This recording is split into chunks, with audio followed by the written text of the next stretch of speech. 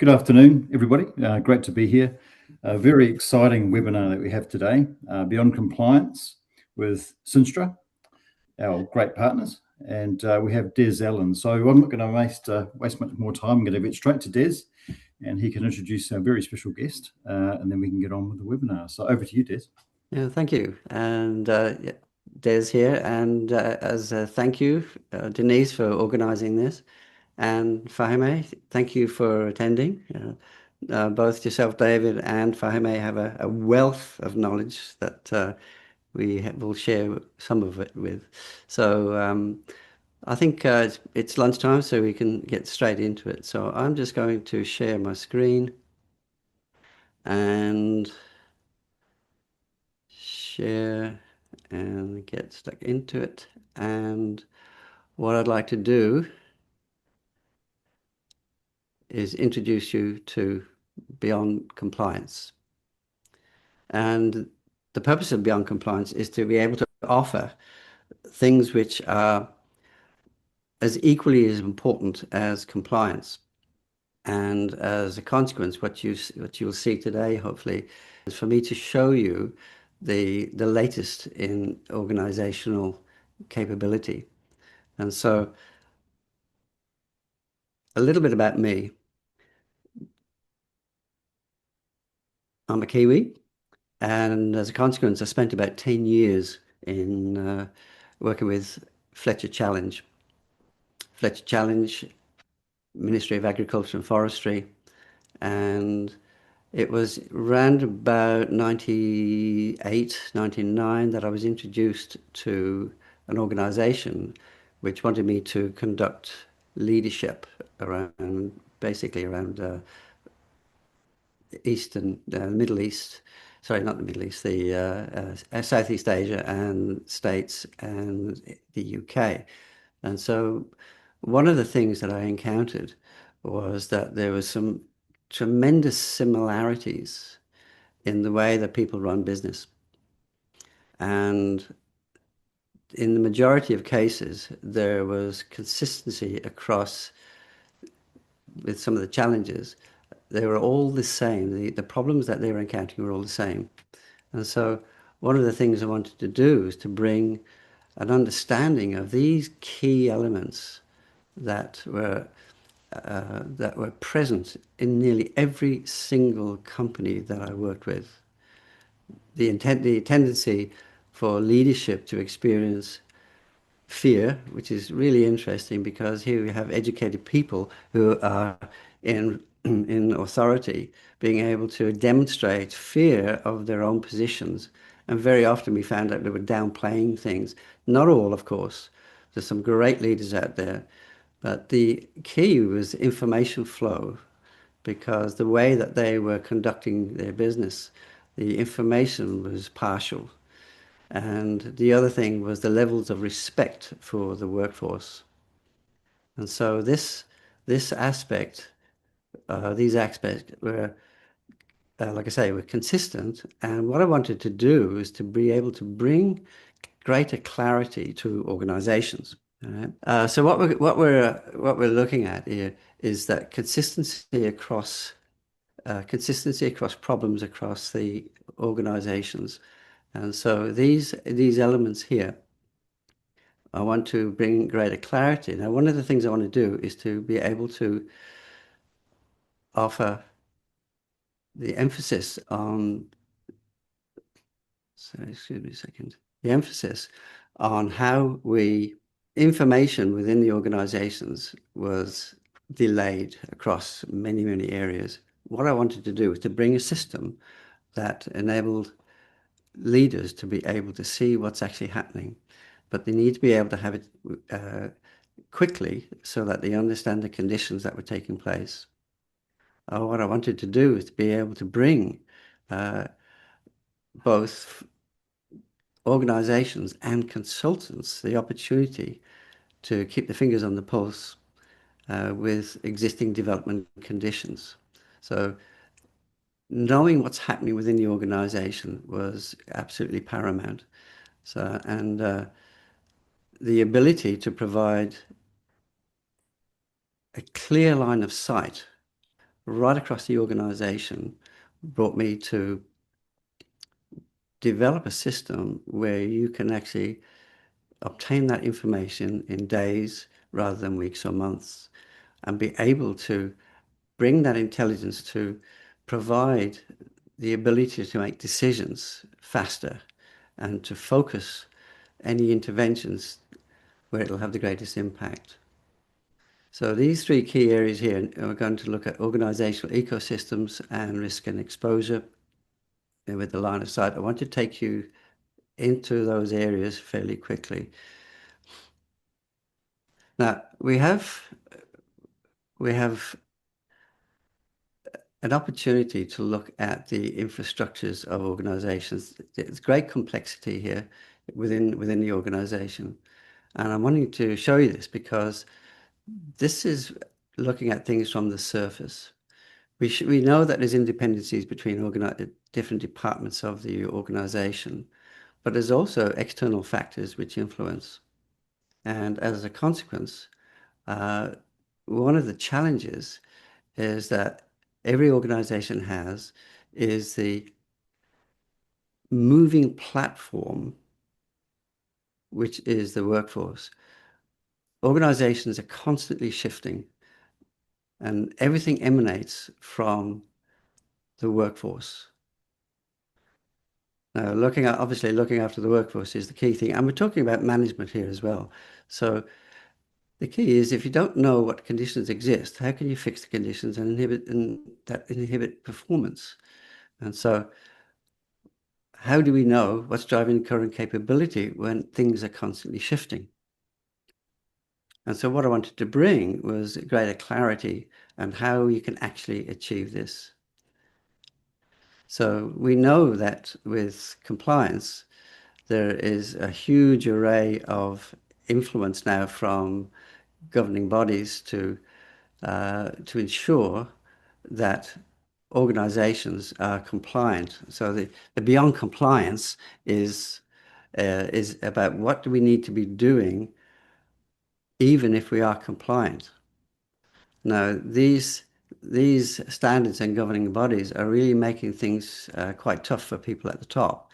And so legislation, it's enforcing accountability, and it's asking, do you have appropriate risk visibility, oversight, governance, and intervention mechanisms? Now, are these enough? This is the question, to be able to ensure the success of the business.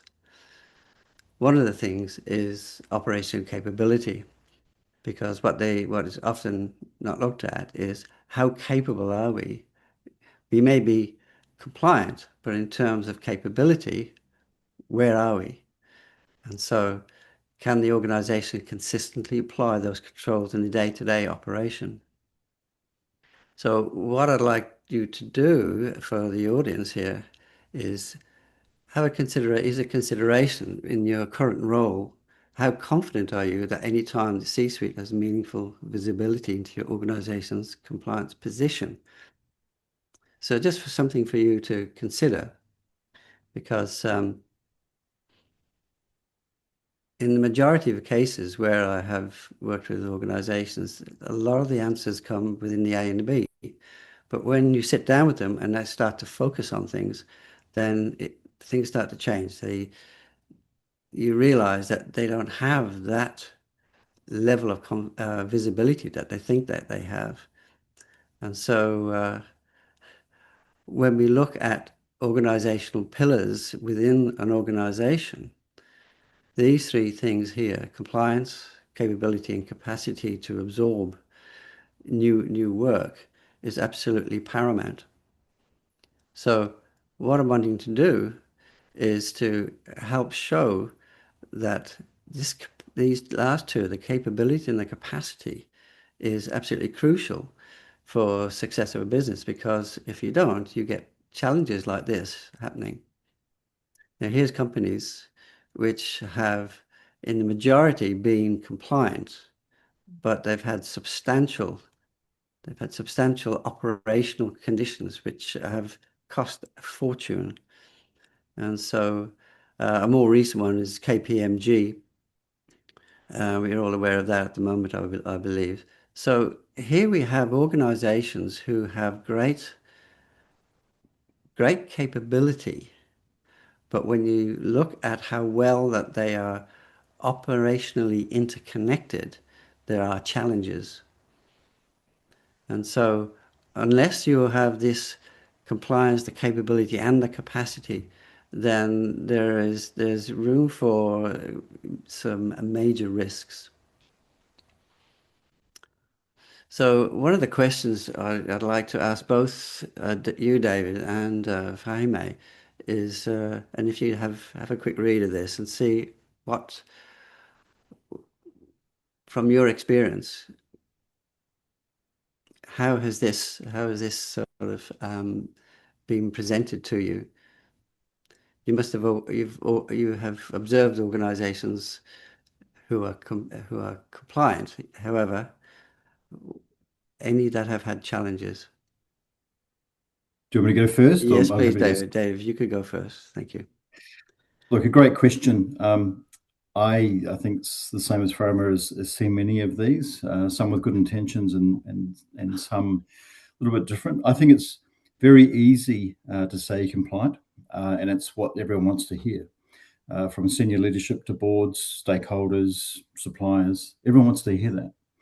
But when you aren't, you can see the signs. What signs I've seen are usually the attitude of people within the organisation, the team members, the people certainly liaising and working with the organisation. When I say attitude, probably there's a fair bit of comment about what's not being done or what the problems are and what the risks are.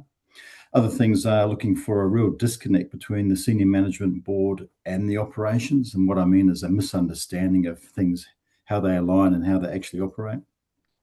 Usually the risk is quite high. So you see risk again looking okay, but when you dig deep, you see some risk and issue that not being captured or not being addressed. And that can turn into something like maybe accidents or issues or supply problems, etc. And the last thing I would just say is probably the methods. You see people doing things which the organisation doesn't condone or expect, but that's the way they have to get things done because it's not very in line with what they think is compliant. They just have to get the job done. So you've got that disconnect. Excellent. Thank you. And sorry, could you just recap on what you thought some of the early signs were? Attitude of, say, employees or staff in the organisation. The attitude from upstairs is that everything is fine, so it's easy to be compliant. And disconnects. So when you dig deep, you see disconnects between actual, say, board, senior leadership, and what's actually happening on the ground. Yeah, yeah, and that disconnection, I think, is something which is sometimes very, very hard to see from the surface, from the top, I should say. And so thank you for that. And Fahime. I will be brief. I know that we are short in time. Just based on what you experienced, David, the same is my experiences as well. The disconnect between the higher tier in the organization and their concern around being compliant. So because of their responsibility and their concern to the stakeholder specifically, so always they are worried about how we are ticking the boxes against the compliances and the regulations versus understanding that compliance and capability and capacity, we need to keep the balance in between them. So when it's come to the compliance, we have to acknowledge that we have intended to measure something to be compliant with that. We have a set of the intentions, we have a set of the expectation, but hardly to see in the organization we set up that expectations around our capability and capacity. That is where we miss the opportunity. We miss to see the signals that what is happening within the capability of the organization. So that is how I see that being only compliant is not necessarily is going to create the operational success in the organization. And that is the reality that we are working with that. And mainly because we cannot really easily measure the capability and capacity. Well said. Agree with that. Yeah, yeah, absolutely. And the being able to measure that capability and the capacity is really an essential ingredient that's I believe is missing, and it's one of the reasons why the XYINSTRA was actually developed, was to be able to make it easy for leaders to understand what's actually going on.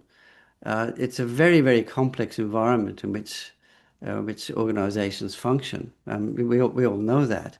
How can you make sense of all the different situations and conditions and emotional states that exist within the workforce, and including managers and leaders? We've seen quite a substantial increase in senior people leaving their positions because the inability to be able to deliver what they believe that they want to deliver. So these pressures are obviously uh, they're mounting, and there's still, I personally, I believe there's still a very, very poor line of sight right through the system. And that's what I observed over the years working with companies internationally. So thank you for that. I really appreciate that. It's good. So, Des, would you be able to just share your whole screen? Is that okay? uh, oh yes, okay, I can do that. If you can't, it's okay. Yeah, okay, no, that's good. Okay. Thank you. So this is where I'm really wanting to be able to get to is the risk exposure and the line of sight, because what we obviously just been able to see is that it's so difficult for people at the top to be able to see what's going on, and they have to rely on and trust the people who report to them. And so what we have is, and this is something which is, I think it shows it's a really, really positive uh, representation of how we look at each of the different areas of the business, and we focus on the things that we need to be doing. And so each manager, each leader has their own responsibilities, of course. One of the challenges is looking at this as a bigger picture and looking at the interrelationships that exist between these, because these interrelationships is where things start to break down if they're not solid. And what is required, I believe, is a sort of a baseline, a platform that all people could see what's actually happening, so they'll understand the implications of the impact that they have on each other. So people talk about interdependencies. Now, you can look at interdependencies in terms of communication. When communication breaks down, then we have major challenges because people only got half the information. Now that costs, because that ultimately leads in delays and all sorts of different other things. So when you have these situations where we have to look at our own areas of responsibility, but how aware of are we in terms of how we are impacting other people? And so being able to measure that, which is what we do, it offers a different insight into what's actually taking place within an organization. And so when we look at the source of the challenges that take place within an organization, it comes down to how well the workforce, including managers, interact. And what that does, that leads to a fundamental principle that a person cannot fully demonstrate their true potential and giftedness in a work environment if their personal standards and values are not being fulfilled or met. Now, I believe from latest figures, New Zealand has got about 21% engaged. So that means 80% of the people from the figures from Gallup that are disengaged. So one has to look at what is causing the disengagement. We can blame anything we like, but ultimately within an organization, something is wrong. Some conditions are causing this to take place.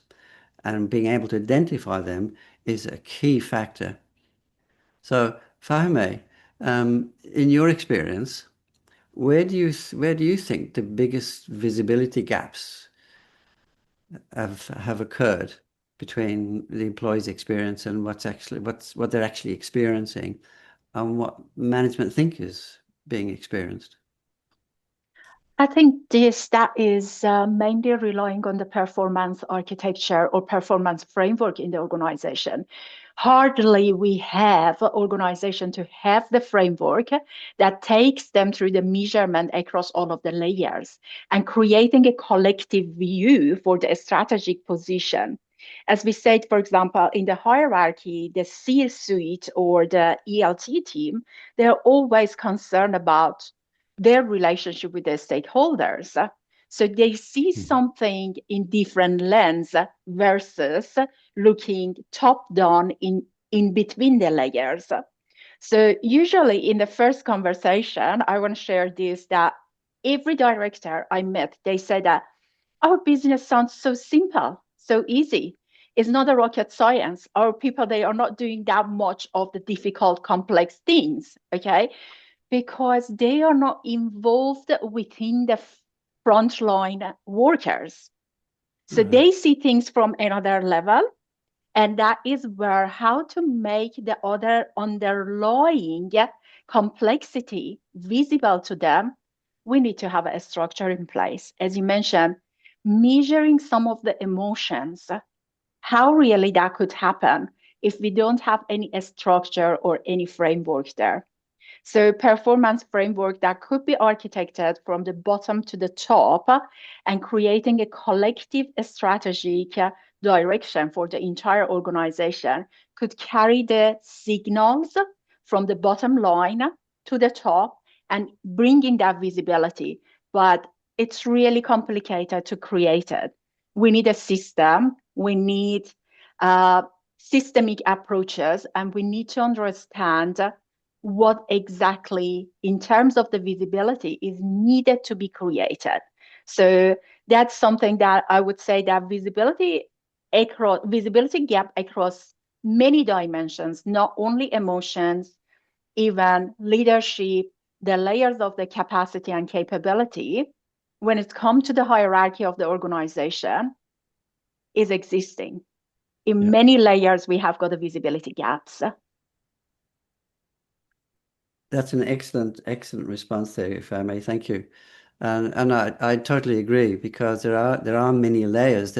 How many business areas are there within an organization?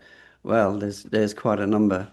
And where you don't have awareness of what's taking place at that level, well, how can you change it if you don't know it's happening?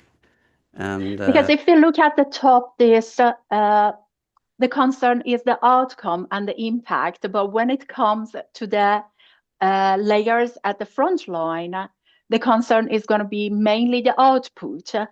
But how are we going to measure that those outputs are efficient output, collectively well aligned with the outcome that at strategic levels they want to achieve? So that is where we create some of the waste stages, some of the duplication, reworking, that they see it as a hidden cost in the organization. That has got a relationship with the visibility gap. Yeah, we can achieve things, but at what cost? Yes. I think. Yeah, thank you very much. So when we start to look at this gap between top and bottom, one of the things I wanted to be able to do is to be able to provide information right across the board, so that we can look at I call them cost centers, of course. Every manager has a cost center, and as a consequence, we need to understand, not to reprimand, not to identify failures, but to identify where assistance is needed to improve. And so when you start to look at the original organizational charts, then by the time information goes from the bottom to the top, it can be diluted. So one of the key things was to be able to provide executives with information about literally what's actually happening at the bottom line. Sorry, at the front line. And so by using specific lenses, we use we have the ability to identify, in fact, how effective are our leaders? How do we know that they are effective? Just because somebody likes somebody doesn't mean to say that they are effective.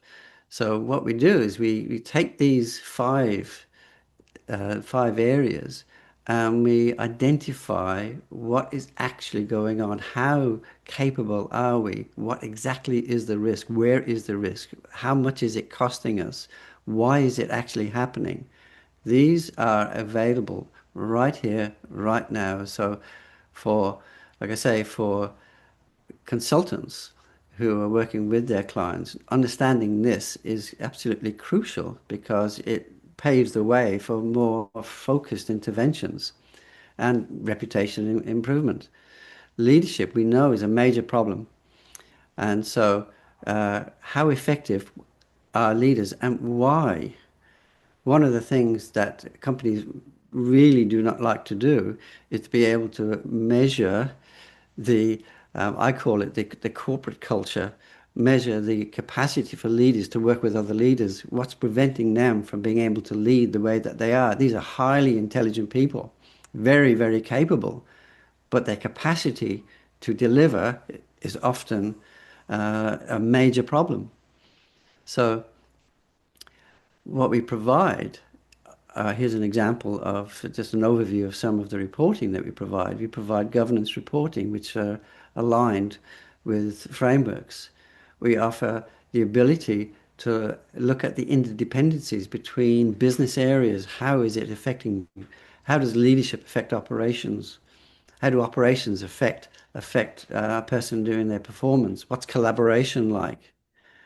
We're able to measure, literally measure the performance capability, and we have a financial exposure that we can actually identify for every single cost center in the organization.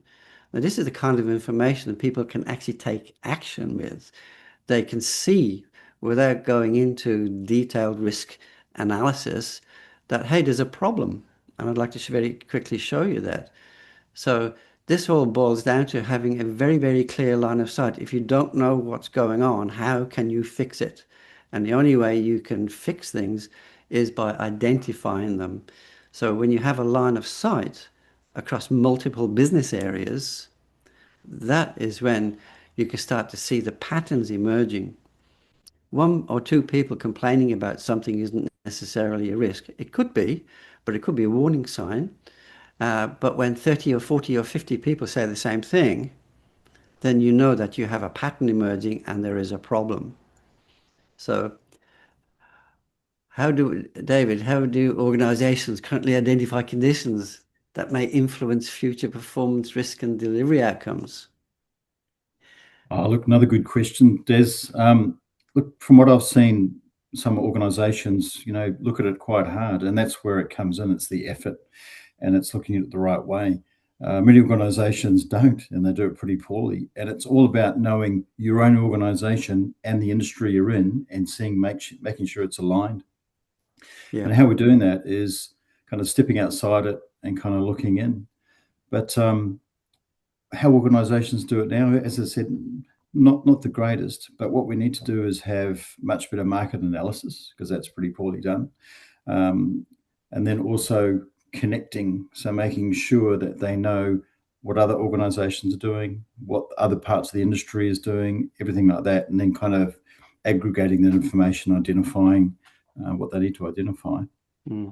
And also, they don't usually have a specific kind of measured approach. It can be very shotgun, or it can be looking at the wrong areas. Or indeed, it might be, as we see a lot, and some with good intention and some are good, getting third parties or consultants in to do the work for them who aren't aligned, who don't really understand the organisation, but that get that information for quite a high fee, and it takes a long time to do it. So that takes the ownership away again from the organisation, so they still don't fully have control of it, or aren't fully clear on exactly what they need to get out of it. And it really comes down to risk management. So if you get your risk management right, and you're really looking, challenging yourself, challenging the information you're getting, and really risk managing this of what you need to get and why, then it kind of works. But currently, a long way to go from what I've seen. Yeah. I think the speed in which information is provided for leaders of organizations to act, I think that's a major problem,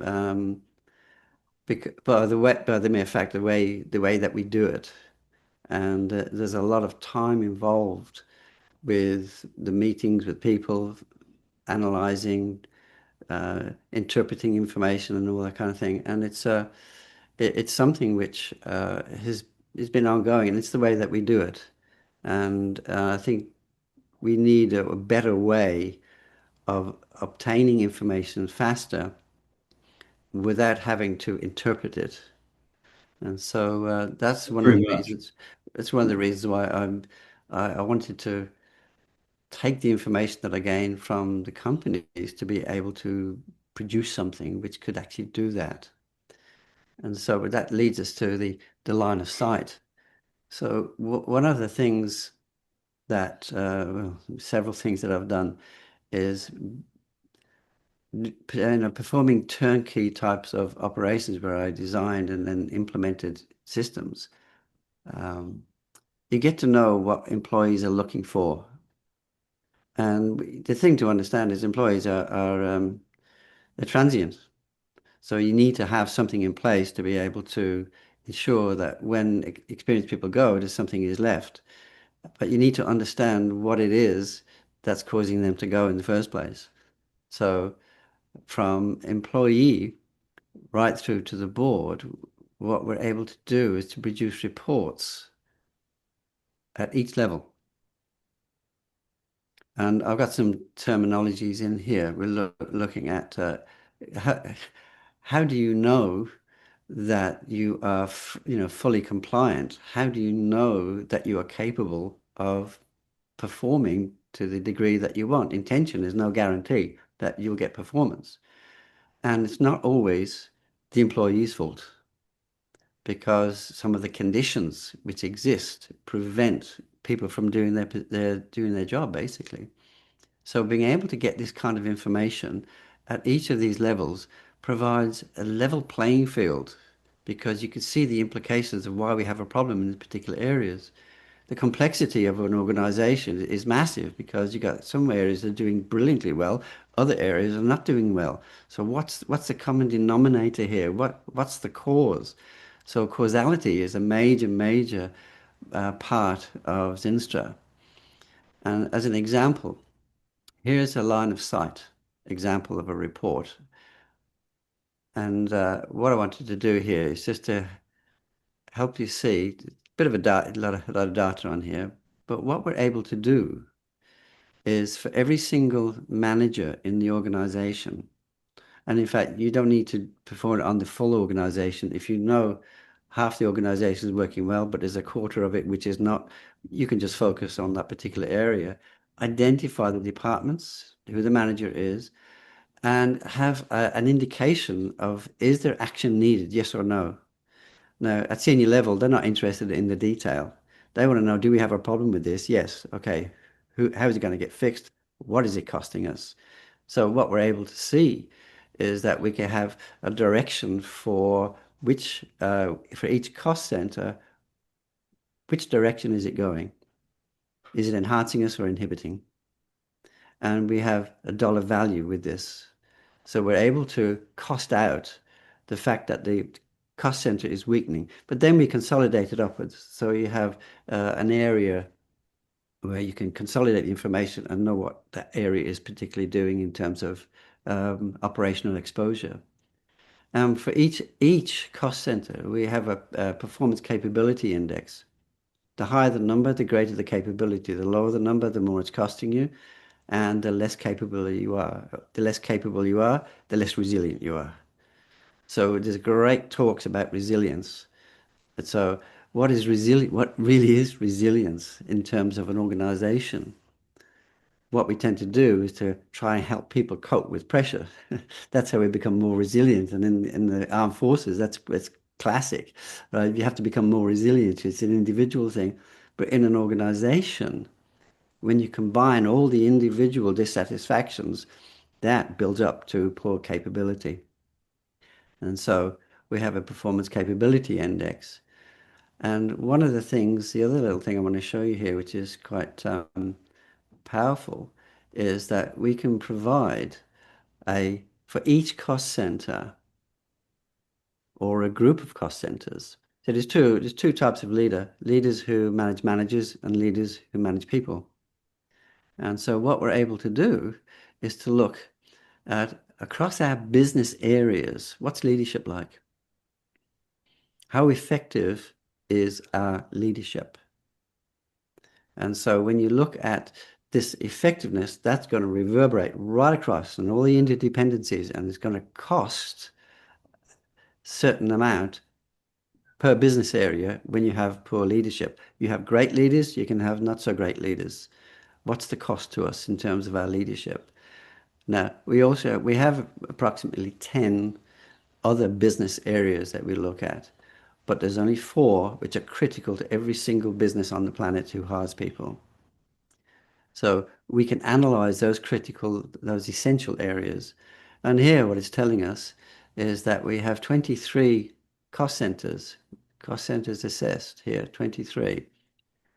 And we have 5 of them are weakening, 8 are emerging, and 10 are stable. So don't waste your time looking at the entire company. Look at these particular cost centers. This is how much it's costing us. And it's roughly across the board, 3.9 million. Even though we're stable, no area is 100%. So we can see the operational costs to us here. We also have the disengagement levels. We work with 3 disengagement levels, and we cost out each. You don't wake up one morning and go, oh, I'm fully disengaged today. It's a process, and it can take months. And it's why some of the hidden things suddenly eventuate over a 12 or 15-month period to a massive critical breakdown within the organization because they didn't see the signals. The partially disengaged, these are your signals from an early start before they start hitting the balance sheet. So when we look at the disengaged, this is what it's costing us in performance. Every disengaged person loses money. Simple as that. So we use salaries to calculate out the disengagement. So this particular report is available for every single cost center so that managers who are responsible for other managers can see at a glance without having all the detail. And the beautiful thing about this kind of information can be available within 48 hours. So the whole objective of XYINSTRA was to be able to bring some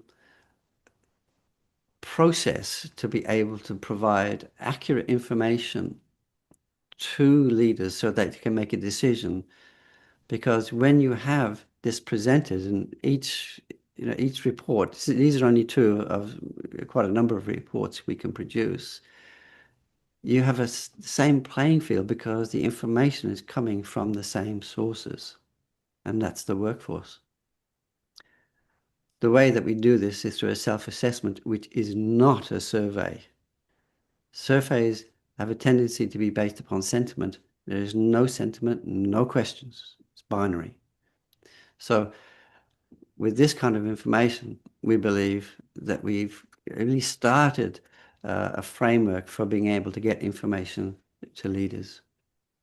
And with that, because I know it's lunchtime, and I'd like to thank you for the opportunity and your time. We've got a question, Des. Yep. Just before we log off. So the question is, in your view, to what extent does the absence of a centralized system and supporting tools reduce organizational capability and constrain capacity to meet current and future business demand? Well, I think that's probably reflected in the number of companies which are either failing or the costs of disengagement that we're seeing right across the globe. It's massive. This business about capability and capacity is just these are elements which if we don't measure this, and find out why, then there's going to be continuously a major problem. And AI won't necessarily solve that, I believe, because companies are made of people. And as a consequence, this ability not to be able to measure is absolutely paramount. You have to have some measure of being able to get to the core and the causality of the problems. And from my experience, the way people are treated has been a major problem. When you have one person who is not happy, then they can easily be, well, look, it's your problem, you're the wrong person for the company. But when you have 50 people, 1,000 people saying the same thing, then you know that you need to be looking closely at what's causing this. And that's where performance originates, is from the people. Dr. McGregor, did you have anything to add? Yeah, that is really the area that I quite often jump in, and I appreciate the opportunity. So just I wanted to restate the quote from Peter Drucker that says, what gets measured gets managed. Yeah, simply is the information accessibility and the existing metrics. So as this mentioned about systemic approach and the processes to enable those measurements to be accessible to the leaders, to the managers. It's not necessarily to say that the centralized system is the end goal, but what is the existing culture in the organization to enabling reading the data, informing the action and decision, and exploring the opportunities for improvement. I think that is going to be first inside of the culture as a continuous improvement, and then looking at the system, that what system it could enable them. And of course, the best way to make the information available to people is to avoid giving them access to the raw data. So when we create the raw data, we create the channel that's sharing just the raw data, then the habit of interpreting the metrics and the data become quite challenging, and is going to create more distraction and the noises. That is where we say that we need to have one system that could translate the raw data and raw information to the proper metrics, to the standard metrics. And from there, we could work towards understanding the noises and the signals. Right, thank you. I've got one more question from Karina Chen to you, Des, first. Companies nowadays face technology, brackets, management tool, overload. Do you have an example where an organization has benefited from using an automated system versus where they were before, and how? Short answer is no, I don't have an example. Okay. What I have found is that when we automate information gathering, it can speed the process. That's what I have found. We're being able to obtain the information and to be able to analyze that a lot quicker through the automation. That's where the benefits has been. If this is relation to AI in any way, I think it's something which, well, I'm not an AI expert, but I think AI is probably being oversold a little bit. And I think it depends on what you mean by automation. There's mechanical automation, which can be far superior than anything that we can do, car manufacturing, etc. But in terms of the complexity within an organization, it's hard to automate what some people actually do with regards to creativity and innovation. And I think there's pros and cons for it. So I'm sorry, that's about what I can offer. That's okay. And just my 2 cents before I hand over to Framo is what I've seen is if you get the right automation, and I think on Des' point as well, and have seen many attempts fail just because of the last 10% of actually user testing and things like that. So you have to get the right one, have to test it to death and make sure that it's really aligned with the organisation. But over to you, Farmer. Thank you. So for me, immediately, I would say that looking at the automation and measuring the impact of the automation by itself is not something to pursue in the organization for the sake of improvement. We need to think about why automation is matter for that specific case, and also working across the other dimensions as well. So this is where the golden triangle of the transformation comes in play. Yeah, so that talks about the people, processes, and technology together.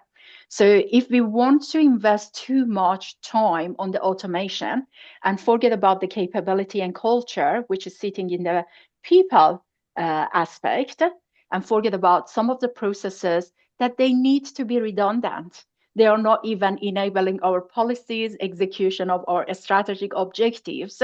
So that's how we need to look at it, all dimensions together, and calling this as a transformation initiative rather than leaving it open for every group. What I observe in the organization quite often, majority of those automation tools, simply like Power Automate within the Microsoft suite, is open for people, and randomly, in a very ad hoc manner, they are keep automating some of the things that is not even compliant with the other aspects of the business. So if we want to approach the automation, even the mechanical automation or the AI agent, we need to look at the other aspects and translating it, positioning it as a major transformation rather than just automation by itself. But yes, automation, if it's approached properly, could have a significant improvement for the organization. Great, thank you. No worries. Thank you, Faime. I haven't got any more questions at this stage. If there's no more questions, and please ask after this, you can send them to us or send them to Des directly, and happy to coordinate for you. Des, would you like to wrap up? Yes, thank you for that. No, I certainly appreciate your contributions today. It's been tremendous. I think that the complexities of organizations is just going to get even worse. And I think the way that we obtain the data, obtain the information, and integrate that into our processes, as long as those processes are effective, not necessarily efficient, but effective, because we can be efficient at doing the wrong things. And I think that when we look and measure the effectiveness of the aspects of the business, then we get closer to understanding what is actually going on in the business. And I think that's been a failure for decades, that senior leaders haven't really understood what's happening at ground level. And so we all do our little bit, and we're trying to improve the situation within organizations. And so I'd like to thank you for the time today. Appreciate your lunchtime here. You're spending the time. So thank you. Thanks, Des. Anything actually last from you, Farmer? No, thank you. I appreciate the opportunity to be part of this webinar, and I appreciate the chance that Risk NZ is creating for everyone to upskilling. Thank you. Thank you. Thank you, Des. Look, I think you've got an excellent tool here. It's pretty amazing. And I would like to see more of it so we can really get those insights. And thanks everyone for coming today. And please look out for future webinars and knowledge sharing. Thank you.